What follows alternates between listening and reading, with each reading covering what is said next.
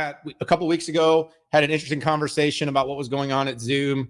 They launched some generative capabilities. They talked about how they might use some data to improve their product, and people went off the rail. I think you and I finally communicated to the world that this was one of the biggest nothing burgers in a long time.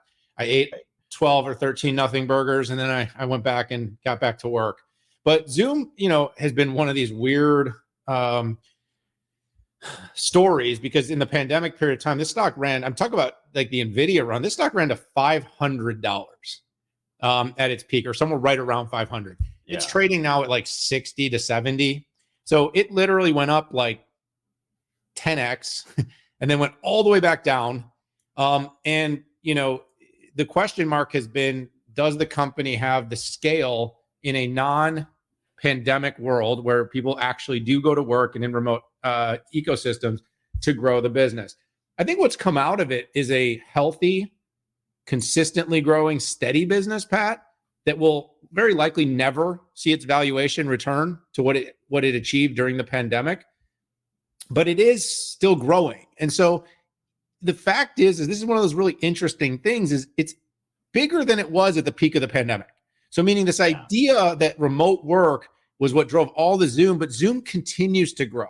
It's bigger than it was at the peak of the pandemic. They beat this quarter on top. They beat this quarter on bottom. Their growth it's steady. It's not massive, but they did, their income looks good. But what I liked the most about their numbers, Pat, was they're consistently growing enterprise, even if it's a small number. They're consistently growing their large customers, which is important. A lot of people kind of with the advent of Teams have kind of said, oh, Zoom's is the small business people. Zoom does the mid, Zoom gets the leftover, everything else goes to Teams, but they're winning big enterprises. And so, they're doing almost $4.5 billion a year in revenue, and they're winning large customers. Here's the thing though, and I'll keep this kind of short on this one, Pat, that we all have to keep an eye on though. Can Zoom become a platform? Does anybody care about Zoom beyond Zoom calling and Zoom videos? And that's the big challenge that the company really has to overcome, is the market needs to believe that Zoom is an ecosystem for meeting, collaboration, integration. Right now, to do the Teams thing, Zoom needs productivity. Zoom needs some sort of developer platform, like a Power Platform. Zoom needs Dynamics or ERP. And the truth is, Zoom's never going to build all those things. So is there a market for best of class?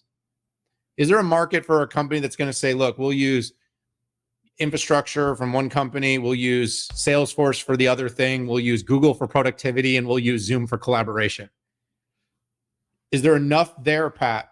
Or does Zoom ambitiously try to enter into those spaces? We've seen what Salesforce has done there. Hasn't worked out particularly well for the company. Salesforce has a great ecosystem, so I want to be very clear what I'm saying. But even with Slack and Salesforce, it's still been a hard run for them to fully find a way to sell people on that ecosystem. Salesforce tried to do it with Quip.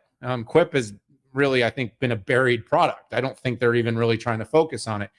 For Zoom, it's going to be even harder. So I think they really need to think partnership. They need to think ecosystem. They need to think best of class. And they need to really lean into making their world-class user experience stay meaningfully better than the competition, which will be hard. I'm really impressed with senior management. If you think about what they had to go through the last 5 years, I mean, I don't know how a team like that even does this. I've been on roller coaster rides before. I saw my stock go from 90 to $1.50, $1.45 to 45 to 6. I mean, it's just, it is torrential, right? You're bringing on a ton of resources. You're laying off people. You're dealing with, just so much stuff. And you look at what Zoom did during, I'm not going to say the full word, during the P. By the way, we'll get deranked and we'll have some link at the bottom of our video. It drives me crazy, but it's impressive, right? And then during the beginning of the P, there was the security scare, right? And Zoom made a ton of mistakes on the way it communicated and how it dealt with it. Now, when you're on monster growth, you're more prone to make mistakes, right? And then you look where you are. Look where they are now. They're putting up some double digit numbers when their closest competitor is going in reverse, right? That hasn't had a increase in, I think, 6 quarters. So, and then you map that against, let's say, Microsoft, where they're essentially giving Teams away for free with the big enterprise licenses, right? They're bundling that in. David Sachs on the All In podcast loves to talk about, right, like, where are the regulators when it comes to bundling all this stuff by these giant companies. And, right, let's go to the other challenge. Zoom's core value proposition is its simplicity, right? If you remember 3 years ago, why do you like Zoom? Why do you use Zoom? Oh, it's just simple. It just works, right? Compared to everything else. When you start adding features to it, the risk you run as a product leader is that it gets more difficult.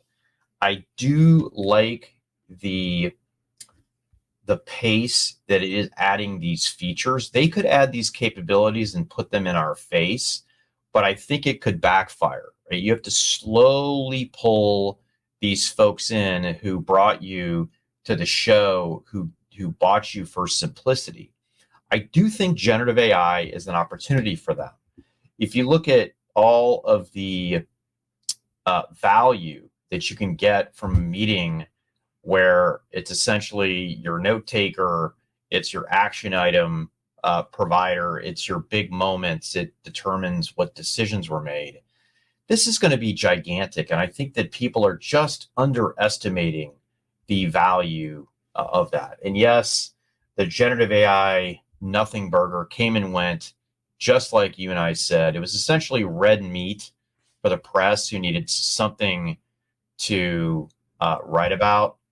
The funny part is a lot of other companies changed their talks, and it didn't get nearly the headlines as it was like someone discovered this, Pat, and decided that this was the one time they were going to give a crap about. The talk was updated in March, and everything came out 6 months later.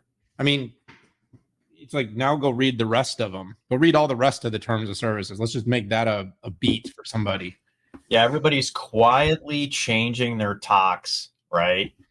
I guess TOS, terms of service, terms and conditions, but no, it's good. So I like the way that you characterize the company as consistent, moving forward. I'll end with, I really like the double-digit growth with the large customers, because that's where it's at, right? And think about how hard that is, right? When you're probably a Microsoft shop and Microsoft's giving Teams away for you to go in and do that. So I didn't go to the analyst event that you did because I had a prior commitment, but I did talk to the company's chief operating officer and the chief product officer to try to figure out what was going on with the terms of service.